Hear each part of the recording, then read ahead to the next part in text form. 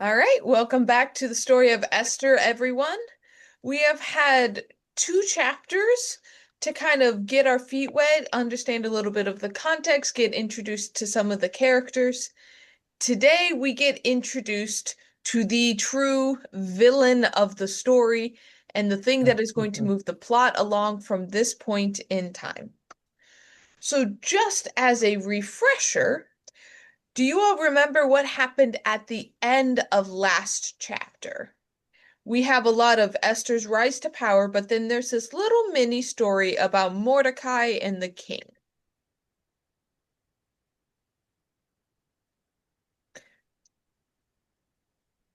Right, that Mordecai let them know that those two guards were planning the two guards of the bedroom were planning to kill, Yes. and they were hanged.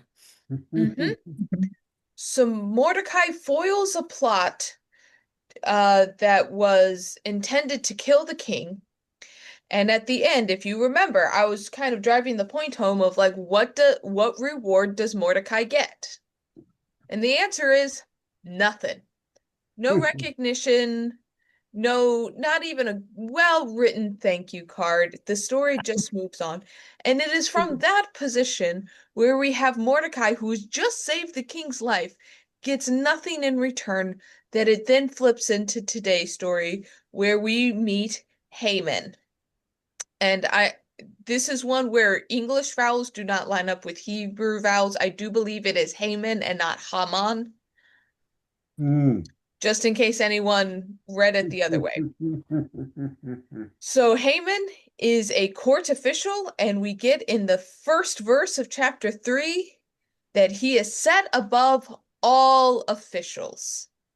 Oh, So how does that Uh, feel in contrast with what happens with Mordecai and then to immediately turn over and read about Haman being promoted? well, there isn't any real reason given for it, is it? It just No, says there's not. the king appointed him, sort of out of the blue, I guess. Mhm. You are entirely correct. There is no reason. It just, okay, Haman, I like you. You're top guy. Now you're over everybody.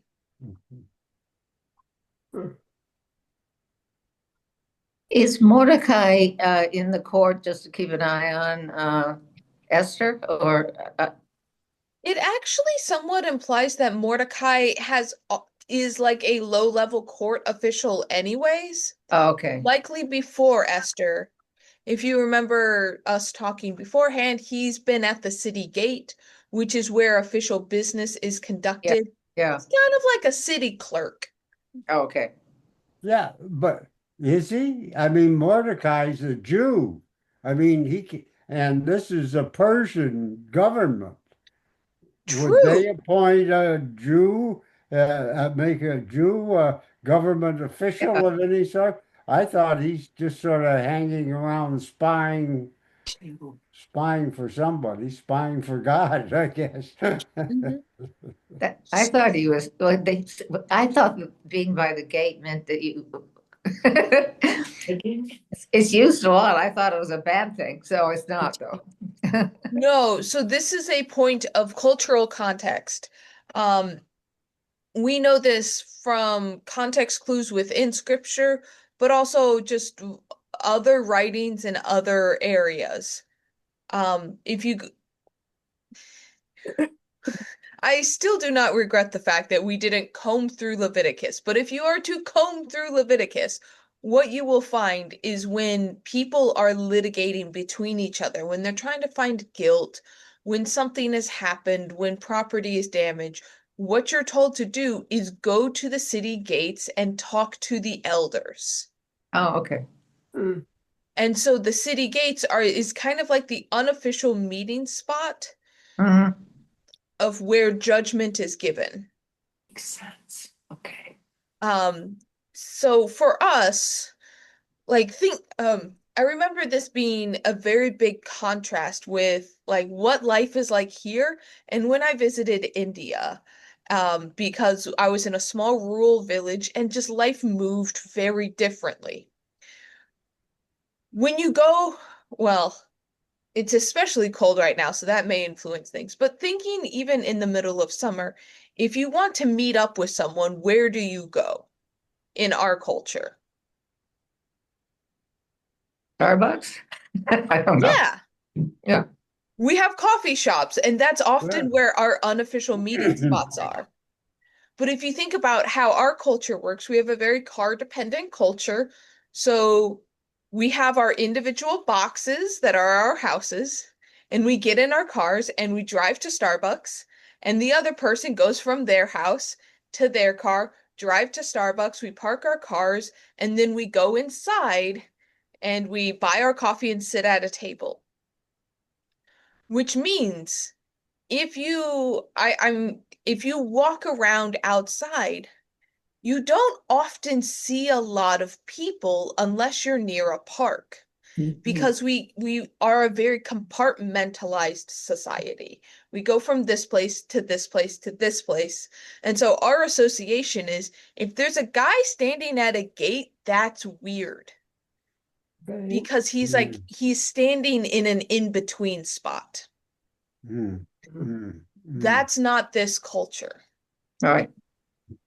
So, like what I saw when I was in India, and if you all have traveled, you've probably seen the same thing.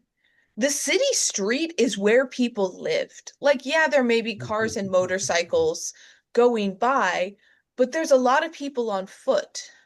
Mm. And part of life is, hey, you walked by your friend who runs the shop. You're gonna stop and talk. The where you buy things is open air. It's not like you go through the door. It's that it's laid out. And there's a lot of people just standing around talking. They're drinking tea. They're having a good time. You kind of just mosey and meander.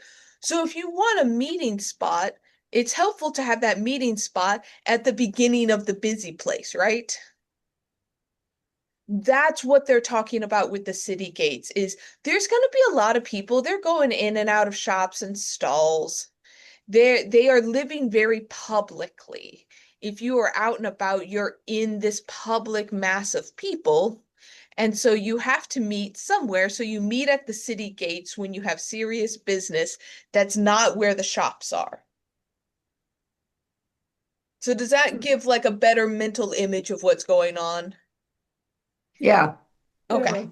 But you say the gate also means some kind of legal, at the gate is more a legal thing. Is that where you Right. do It's legal just business? because it's somewhat separate from where the shops are. Okay. You don't want to discuss legal matters in front of the tailor or the cobbler or the guy who's selling you pots and pans. They're gonna keep trying to sell you pots and pans. So you meet at the gate, which is kind of Right.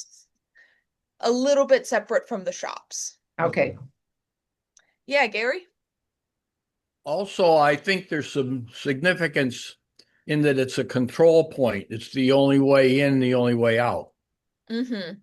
So it's, and I apologize for the noise. We got construction going on here. That's why All I've right. been using the mute here. So I no worries, and we thank you for the mute button. So yeah, there's also symbolic control there. I like that image where there is a symbolic element of the city gate. And so rather than this being like the entrance to a neighborhood and someone hiding in the bushes paying attention, this is a very busy, very public area, which is why it's a big deal that Mordecai was able to like overhear something and then go report. Because this is actually a busy place. But we also, by other context clues, we see that all the king's servants who were at the king's gate bowed down. And so Mordecai is considered a part of the group that are the king's servants and the king's officials, and he is supposed to bow down to Mordecai. The other thought is, okay, you all accurately pointed out, what is this foreigner doing work for the king? Why is this the case? We've talked about this a little bit. What skills might Mordecai have that make him valuable enough to make him work for the king? he possibly has writing skills. You know, he can be a scribe here. Well, although he's Jewish and he's openly Jewish, isn't he? Yes. And why is he accepted here as a Jewish person? Yeah. Well, Larry, did you have a thought? yeah, he could be sort of a liaison, between the Persian government and the diaspora of Jews. So maybe he'd be useful to the Persian government because they could work through him to get at the Jewish people and vice versa. You both hit it on the head. Wow. So, if you think about how big the Persian Empire is at this point, it stretches from the edge of where like modern day Pakistan is across the Middle East to Egypt. Mhm. Oh, And they have conquered all of that territory. There's a lot of people who have been mixed up because while the Persian Empire did allow the Jewish people to go back, they still took other people as captives and diaspored a lot of other people. Like that was a tactic of war. They would have all of these groups of people mixing together. And so, especially in the capital city, this is not a homogenous society. This is a multicultural society. This is like going to New York.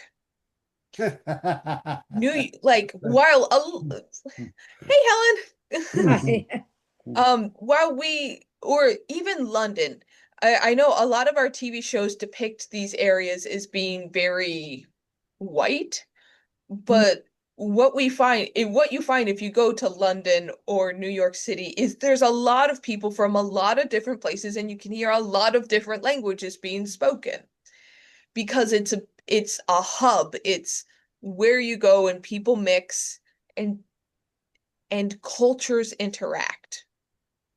And so Susa being one of the capitals, they would need people there from all of the territories that they have conquered. Because as we'll see at the end, when they put an edict together, they have to put the edict in a bunch of different languages Right. and then send them out to all the provinces. And so, yeah, they need people who are literate in a bunch of languages. And it seems like Mordecai, on all likelihoods, he is literate, which Yeah. means he knows both the Persian language and the Hebrew language, and he's likely doing some kind of interface between those two communities because, unlike Esther, he is very open that he's Jewish. Yeah. Yeah, Larry. I thought it was interesting that the date that this edict is going to take effect is 1 year from the time it was issued. So it took them a whole year to get this information out to all these different areas. Yeah. I mean, that's telling you how far and wide things are gonna go. That this empire is big enough that you can write an edict, but someone's gonna have to ride on horseback all the way over to Egypt to tell people to do this. wow. But we're getting ahead of ourselves. And so, do we feel like we have a good mental image here of kind of the state of things? So, Mordecai is refusing to bow down. The only thing that we are told is that it is because he is Jewish that he is not bowing down.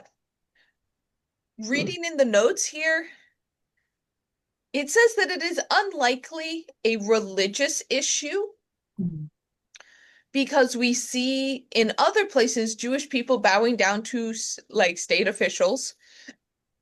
Excuse me. It actually likely deals with Haman and where Haman is from.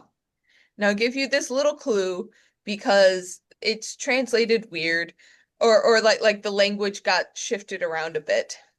Haman, son of Hamid Datha, the Agite. Agite is a Persian way to say Amalekite. Now, does the term Amalekite sound familiar at all? Yeah, that was back when who was it trying to get from here to there and had to go through bypass the Amalekites and so forth. Oh, when they were going into the, yeah. Yeah. Yes. This is a grudge match. When the people are exiting or have exited Egypt under Moses a long time ago, Yeah. the people passed by the Amalekites and the Amalekites attacked the people unprovoked. And so there has been a blood feud between the Jewish people and the Amalekites back to the time of Moses. Okay. And so now Mordecai, a Jew, is being told to bow down to his ancient rival. And he doesn't want to do it. Okay. This is not the same, but it would be like not being respectful when Ohio State has a parade that goes by your street every morning and you're a U of M fan and you're like, I'm not bowing down to the Ohio State parade. I'm gonna stand here in my maize, in my blue and gold. Well, it doesn't sound that serious, but the penalty is pretty bad. So Yeah, so what do you think about Haman's response then? So there's this guy and they've talked to him and Mordecai is not gonna back down. He is not bowing down to Haman. Yeah. Well, kill them all. Well, Haman wants to destroy all the Jews. Yeah. it's pretty big. Yes. So what are we learning about Haman here? Not Maybe? very nice. Isn't Haman the bad guy in the bad guy in the dear, here we are. Isn't there a song or something they sing about Haman? If there's a song about Haman and Haman's the bad guy, it's probably based on this story. Yeah, that's what I mean. Yeah, they sing it at the Yeah, Haman's the bad guy. Now, is this the first that Haman appears in the Bible? So, I believe so. I mean, who is he? We aren't really told much about him other than his lineage. We're told about his parents and so forth, but Right. So this is one of the interesting things that puts this in a fable, in kind of like, there's a few things that once again make this story kind of fantastical. So we are told nothing about Haman other than he's an Amalekite. And that is supposed to be all the background you need. Oh, okay. So the way I would explain this is there's a movie, there's a newer one, it was really bad, but I believe it was in the 80s that was called Red Dawn. Yeah. That sounds Maybe.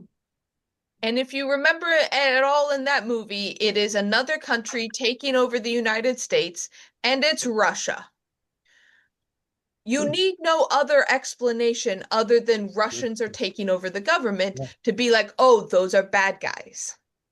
In the same way that if you thinking about like Indiana Jones and the Raiders of the Lost Ark, you don't need to know anything about the bad guys other than the fact that they're Nazis.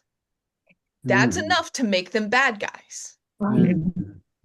Or even there's like the Rocky movies where I forget, I haven't seen them. One of them, he's going against a Russian. And that's just a stand-in of like, you don't need to know about this person's background. They're a Russian. They're a Nazi. Like that's all we need to know about Haman is he's an Amalekite. So this story is using a shorthand to make you not like this guy. Okay. And just like before, just like the Amalekites back in the time of Moses attacking the people out of the blue, Haman will not lower himself to attack measly old Mordecai. No. He's going to eliminate all of the people. Mhm. Yeah. Mordecai gets killed if all the Jews get killed. Mhm. Mhm. Which, a little bit of an overreaction if you ask me.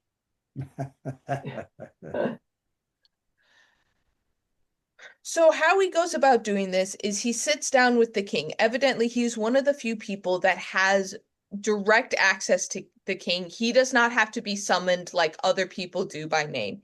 He is the king's drinking buddy, it actually kind of sounds like. Yeah. And this is in the first month of the year. And the first month of the year is March or April. They have a different calendar. The year starts not during the middle of winter like we do, but when the earth begins to thaw, that is the beginning of their year. And they are celebrating Pur, which is where we get the term Purim, which means lots. Not like a lot of things, but it's a holiday of casting lots. It's a gambling holiday. Oh. Oh. I know. I had to read that in the notes too. I was like, oh, so it's a feasting holiday where you have a lot of food. Nope. They are casting lots. Okay. And it's supposed to be like you're casting a lot and you're trying to see about the future. And so the king and Haman are casting lots. And Haman draws the lot for the 13th day of the 12th month of Adar, which happens to be almost a year from that point. Mm-hmm. And he says, okay, on this day, I have a proposal of something we should do 11 months from now, basically. Okay. And this is when he proposes, hey, there's this group of people. He doesn't say the Jewish people, he just says a group of people, and they're really spread out. They're from a different land. They only keep the laws if it's appropriate, but otherwise they don't follow the king's rules. We should eliminate them. So what do you all think of Haman's explanation to the king versus his actual goal? Because he's not saying the same thing in both places.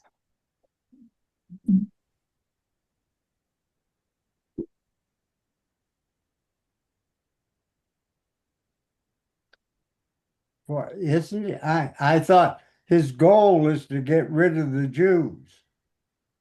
His Is goal it is to not? get rid of Mordecai, and if you get rid of the Jews, you get rid of Mordecai. Mordecai. Yeah. He's But that would help the king because they don't keep the king's laws according to our text here. Well, see, that's Uh, the question. Do the Jewish people keep the king's laws? mhm. Well, they don't really say Probably. that they don't. They just say they have their own laws. Right. So this is one where not Mordecai, Haman is speaking in half-truths. Mhm. So he knows enough about the Jewish people to know about the Torah, to know about the law and the commandments. That said, the Jewish people do follow the laws of the king. Both can be true at the same time, and they likely really don't contradict each other. Like, we've read through some of these. There's nothing that says murder is okay on Tuesdays. Like, that's not. A lot of them are ritualistic laws, but we even see that Esther isn't even following a lot of these Mhm. because they're wanting to blend in. So it is true that they have their own set of laws, not really true that they aren't following other laws. So Haman's painting a very bad picture of this group of people. Mhm. Mhm. And at the end, he says that he will take 10,000 talents of silver, which is a lot of money. This is a very big amount of money. and he will put it in the king's treasury. What's going on here? What would you call this if you were to name it? Bribe. Yes. Yeah. Hey, King, I'll give you a lot of money if you let me eliminate this group of people. Yeah. So if you're the king and you were just told, hey, there's a spread out group of people, they're all over your empire, they're not really following your laws, they have their own laws, they don't really obey, and I'll give you $1 million if you let me eliminate them. Mhm. As the king, what do you think? Well, this king is pretty wishy-washy anyway, so, he probably thought, good deal. Well, he's wishy-washy about some things. Mm-hmm. Yeah, right. But it seems like Haman's warning him of a threat, like this Yeah. could eventually topple his order. Mhm. Yes. Just like Adolf Hitler did. Mm-hmm. Yeah, so this sounds similar to what Mordecai was saying. Hey, there's this plot. There's a group of people you manage, and they will become a problem. So let's take care of them now. Yeah, who was this group of people? Do we know anything about them? In other words, Mordecai got on the good side of the king by discovering a plot against the king. Now we're talking about a big plot, not only against Mordecai, but against the entire Jewish population. Well, is this after the Persia let a lot of the Jews return, or is it during the Yes, this is Yeah. well after the end of the Right. exile. So these Yeah. are people that have chosen to remain Mhm. part of the Right. diaspora. Mhm. This is where, once again, if you've heard things about the lost 10 tribes of Israel, Mhm. it's because not everyone was able to go back. Some people actually just continued traveling. So now and this is why we use the term diaspora, is there is now Jewish people across the Mediterranean and into areas that would have been Babylon and Iraq. And there will continue to be Jewish populations across that entire area for a very long time. So while the largest concentration of Jewish people is in and around Jerusalem, there's Jewish people now everywhere. Mhm.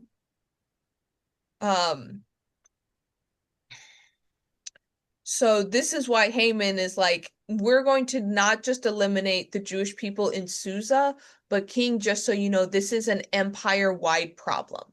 Basically saying, you have bed bugs, we need to get an exterminator. Mhm. Mhm. And so the king gives him his signet ring, um, and says to him, the money is given to you, the people as well. Do with them as seems good to you. Can someone translate what the king just said there? Handing him the ring, the money, the people, and do what seems good to you. Giving him a lot of power, and he's giving Haman, whatever you want to do, whatever you think is best. I'm giving you money. My signet ring is what will give it authority. Yeah, and he's up to no good, so it's not a Mhm. Mhm. Yeah, Clay? Well, he's just asked the king if he can destroy all these people. Mhm. So he has now been given permission. Mhm. Well, he's been given the go-ahead to destroy all these people. Mm-hmm. I mean, it's just not that he's been given some power and some, this and that. Yes, you can destroy this population. So what do you all think of the money? Because this one's also interesting. Yeah. My book says $18 million. Ooh, And that's 1965 that this book was written. So my Bible is from 1965. So Now, just keep going with that one. are you talking about the money that Haman gave the king? Mhm. Or are you talking about what that signet ring that he got was worth a lot? I mean, some in doubt, some as money, but certainly as authority, you know. So So there you've got Haman's bribing the king, and the king's paying off Haman to go kill the Jews. So that's the interesting part. Haman is attempting to bribe the king. I will give you millions of dollars to let me kill this group of people. And the king's response is, the money is yours. Basically Yeah, saying, you get to keep your money, just go kill them. yeah. Yeah. That to me is actually quite striking that it's like I don't even need a bribe. You can just exterminate a population. Mhm.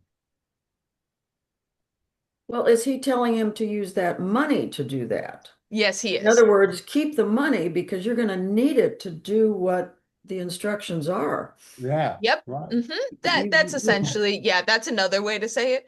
Yeah, Mhm. and that was the way I saw it was you need to keep this money anyway because you're going to have to go out across the entire kingdom and have all these different languages and all this kind of stuff. So that was how I read it. I guess I just let it slide by me in that way. But the king is still rejecting the money himself. It's the king could have pocketed this and said, "Yeah, have fun." Mhm. Um, but the king it shows a level of seriousness is why I draw this out is the king evidently believes that this is going to be a problem enough that he is allowing Haman to keep the money or to use the money he just attempted to put in the king's pocket to execute this plan. Yeah. Where did Haman get all this money? Don't know. Oh, okay. I was going to ask that. You Yeah. tell me. He's an Oh, Amalekite. That's all we need to know. No, right. yeah, okay. He's a Russian oligarch. How did he get the money? We don't Oh know. no, Like okay. that's why I'm saying he is a stand-in villain. He is not meant to be three-dimensional. He's supposed to be two-dimensionally bad. He is Oh, a bad guy, and you know he's bad because he's an Amalekite. okay, okay, gotcha. But he doesn't prove to the king that Mordecai is a bad person or that these Jews are. It feels strange, that he's allowing this power to go out there and allowing this whole plan to destroy all the Jews in this huge area. It just seems extreme. It really does. You kill not only it's kind of for revenge. It's Haman's revenge, and we know all about revenge now. Um, kill all Jews because Mordecai didn't bow down, and that's kind of extreme. And then uh, it could just kill Mordecai, and then the king goes along with it. Mhm. So what do we learn about the king in this interaction?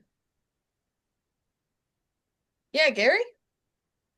The king doesn't take his responsibility seriously, in that he, giving the ring to someone else in this huge country, he'll have no idea what's going on. He has no control, and I guess he just doesn't care to be king.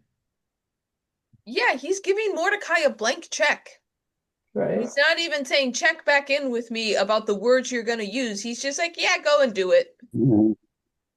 So that's not someone who's taking his responsibilities very seriously, is he? No, Right. yeah, And he the decided. result of it is the deaths of lots of people. I mean, this is a very serious thing. And the It king is. isn't taking it very seriously. Yeah. Yeah. And the way the king has been depicted by the book of Esther, it's not surprising. I mean, he's depicted as just a big party giver. Everybody eats and drinks and sticks around for 6 months, you know. He's not interested in going out and doing politics and invading countries and so forth. So he's delighted to have Haman go do it. He doesn't like to work hard. No. Oh, look, there's this official that I have that I'm good friends with. He says there's a problem and he wants to take care of it. Sure, go for it. One less thing I have to do. Yeah. Lazy. But it is one of those things where you see that like there's no investigation process. It's not like he goes out and tries to verify. He's not fact checking Haman. He's not doing any kind of follow up. He's just like, yeah, sure. Go ahead. Which the flippancy of death should be striking. Like that's part of this story is like the king, life and death, he doesn't really seem to care with how many people are going to die because of this.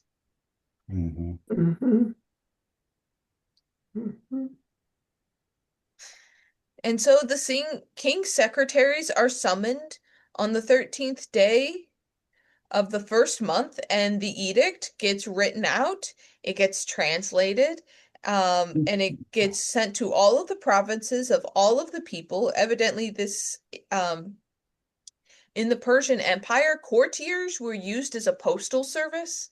I was reading the notes, and the notes were saying, excuse me, that the Persian postal service was well known at the time as being really excellent, so they evidently have a way to distribute the information that's really effective. And so they send it out in a bunch of different languages, stamped with the king's ring, to destroy, to kill, and to annihilate, which that is meant in the Hebrew language, when you have repetition like that, that is meant to emphasize that it is good Jewish writing to say things the same way multiple times, but it's also adding emphasis. So destroy, to kill, to annihilate, like not just bad, but worse and terrible. And you're going to do this to all the Jews, young and old, women and children. So that's supposed to be sounding very official and very bad. And it's supposed to be on the 13th day of the 12th month of the month of Adar. And the people who kill the Jews are allowed to plunder what they have. Oh, Yeah. It's a good incentive. Just a word about the postal service that was set up by Cyrus. So it's interesting to know that this is already in place because that's what he did. So this is going to be, I don't want to say easy peasy, but it's already in place to accomplish this. So Hammond doesn't have to even organize that. It makes this part of it really easy. Yeah, the postal system is up and running. He just has to use it. Yeah. One note about dates, though, the date that they chose is ironically the day before the Jewish Passover is celebrated. Yeah. So if you had any doubts that this was kind of more of a story and a legend, this kind of timing and juxtaposition, it is meant to draw out those themes. Like a Jewish person at the time would hear that date and go, that's Christmas. That's like Christmas Eve. Oh, they're going to attack us on Christmas Eve. Okay. Lovely. And Passover, if you remember, is the day where they celebrated the victory over Pharaoh when they were Pharaoh was attempting to annihilate them, and God instead protected them from the forces of Egypt, and they were allowed to escape, and they lived. So this is one of the interesting points where we don't have God, at least in the original Hebrew version, we don't have God evoked by Mordecai or by, and like God's not here. Jewish Mhm. culture is here. The Mhm. stories of the Jewish people are here. And there's implications of God being in the mix because it's the day before Passover. What's the foreshadowing here if this is the day before Passover that this annihilation is set to occur? Well, the hope is God will intervene again and the Jews will be passed over and Haman won't be successful in killing them all. Mm-hmm. Hmm.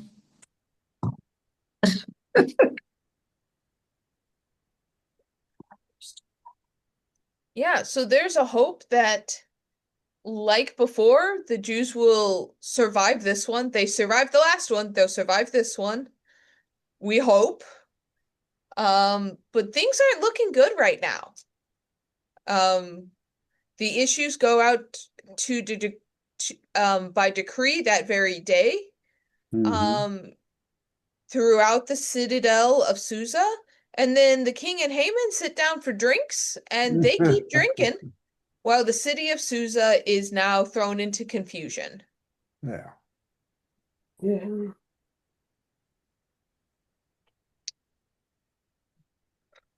So what do you all make of this turn of events, of this persecution of the Jewish people in ancient time, this targeting, this part of the story? Are there familiar elements? Are there unnerving elements? What do you all think about this plot element that sets the rest of the story in motion?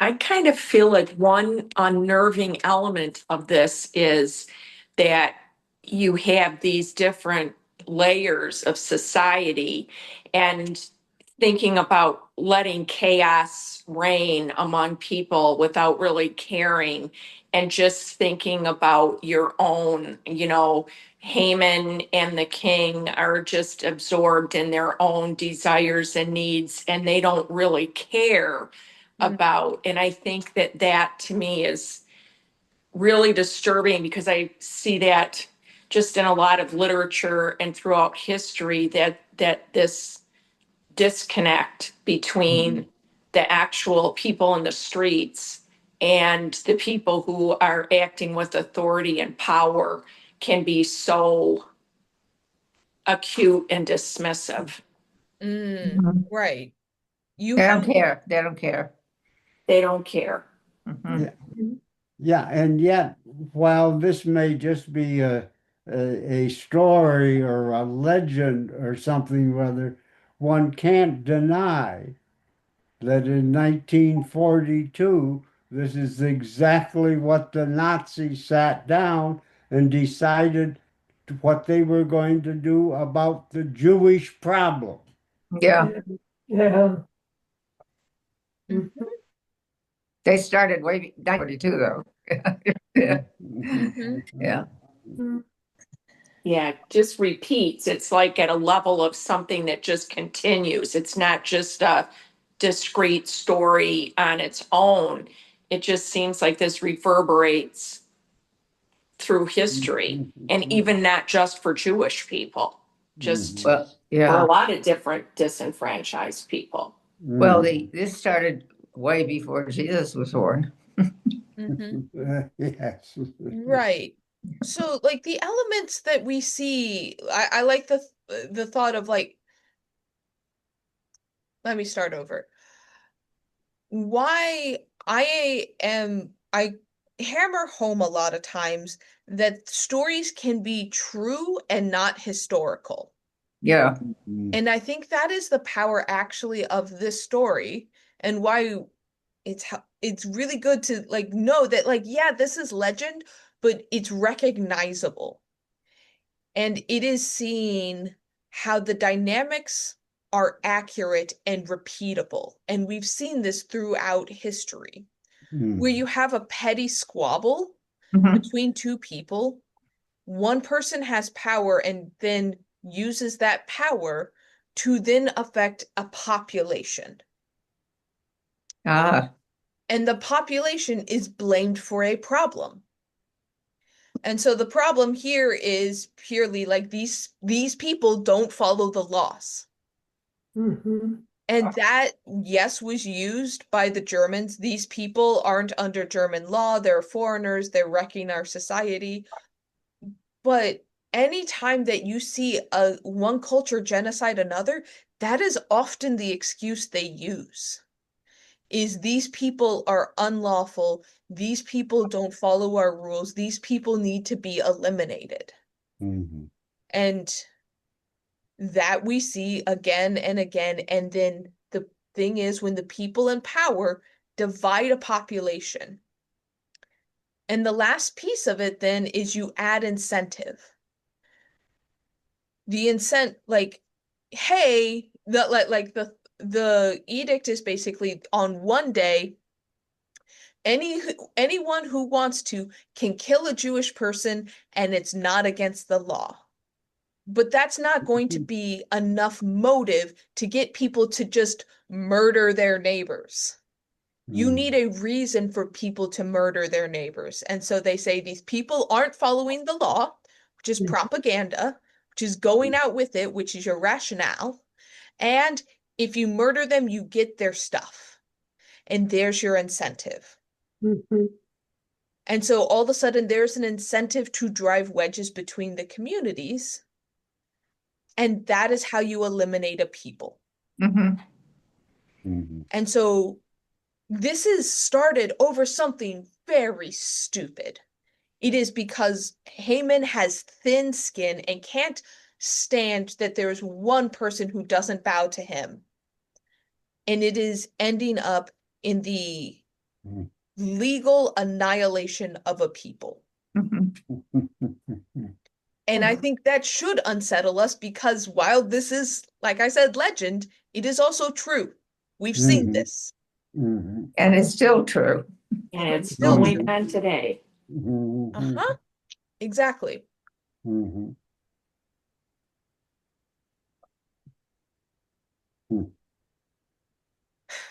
The thing is, the good news, at least for this one, is we know this one has a happy ending. Okay. Well, I don't know. That's the one promise I make you. It is in the book because the joke that I hear my Jewish friends make is a lot of their holidays are they tried to kill us, they didn't succeed, let's eat. Eat, yeah. Right. But that doesn't mean there's no harm done. Yeah. Yeah. This will still have a tragic undertone, but they will survive. Mhm.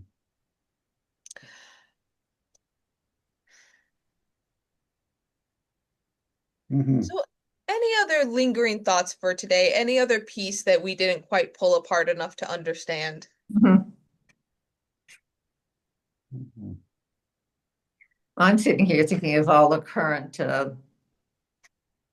what's going on right now and how revenge is such a major thing and over minor that people go, yeah, I'm going to take over Greenland because I didn't get the Peace Prize. You know, that kind of thing. It's just, or I'm going to take over Greenland without feeling guilty because I didn't get the. Oh, he doesn't feel guilty. Well, I'm saying that the excuses for going against people are very petty.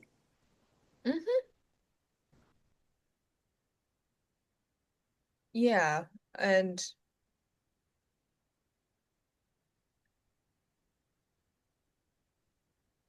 yeah, go for it. I have not read ahead, so I may seem to be pretty naive on this. But all that time that this word was spreading across these miles and the people, didn't they have some kind of preparation? Didn't people know about this ahead of time? So that is part of the dramatic tension here. if you remember our first week in studying Esther, I talked about how the story has dramatic tension, it has irony, it has some of these features that we're used to in modern storytelling. The time between when the edict goes out and when it is supposed to take place is part of that dramatic tension. Part of that is, yes, because people on horseback needed to be able to travel to the far edges. But yes, it gives people time to prepare. And there's a few ways that you could theoretically prepare. So if you are a Jewish person in this setting and you see the king's edict that in 11 months, your neighbors are going to have permission to kill you, what are some of the options that you're going to choose? What can you do to prepare if you know that you're going to have a target in almost a year on your back? You go buy an AK-47 and lots of ammunition. So if you try to kill me, I'm going to arm myself and fight back. So Right. that's your fight response, where I'm going to hunker down. I'm going to prepare my fortress. So all I have to do is survive one day. I'm going to make it so I can survive one day. And if anyone tries to kill me, I'm going to kill them. Mhm. What's another option? To flee. In flight, I mean, you've got a lot of months to flee to where what's Italy today and Greece. I mean, those flee out of the country. So then you're spending a few months selling all your possessions, trying to get portable money, trying to figure out where you can go, pack up children and elderly people, and start moving as fast as you can to get out of the region. Mhm. That's another option, which Right. effectively still depopulates the Jewish people from that region Yeah, if they right. can get out before the bad day happens. Mhm. What's another option? Oh, I suppose you could raise an army and fight back. That's still more or less that's still in the fight back category that Larry Okay, was talking okay. about. Like you could band together with other families and try to like protect yourself. Sure. However, they have permission to kill you. You don't have permission to kill them. Right. So a few people might volunteer to protect larger families, where a few men being executed for murder is better than a family being annihilated, but you can community organize to try to protect communities if you have a lot of Jewish people in your neighborhood. Mhm. Or you might want to move to a Jewish neighborhood if you don't live in a Jewish neighborhood. Mhm. Is there any chance for diplomacy to go to the leadership and seek some kind of end to the decree? And that is your third option that I think is most viable in this one. Do something with the leadership to try to get it overturned. Now, this book is the book of Esther, and so it's going to focus on her story. So what do we think Esther's going to try to do? She's going to try Talk 'em to, out of it. yeah, defuse it. And that's where the story takes over from here. We have the tension between these two men.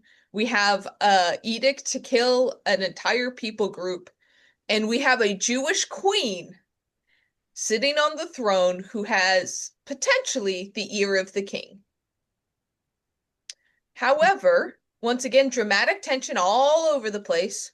What happened to the last queen who challenged the king? Not good. That is the purpose of Vashti in this story, is it's not as simple as like go to the king and talk to him. The last queen who challenged him got kicked out. So that's all of the situations. That's the dynamic that we're working with at this point in time. That this plot is set up. Now we're going to roll and we're going to see how things go. It's not as straightforward because we are working with an ancient court with ancient court rules. but it's fun from this point forward. So give me just a moment. Sure. And so from here, we roll out. All right. All right. Shall I pray us out for today? Sure. All right. Let us pray. Gracious and loving God, I give you thanks for this group, for the story of Esther that is so familiar, but also deeply unnerving, for the things that are included in it, for the dynamics that feel present and real.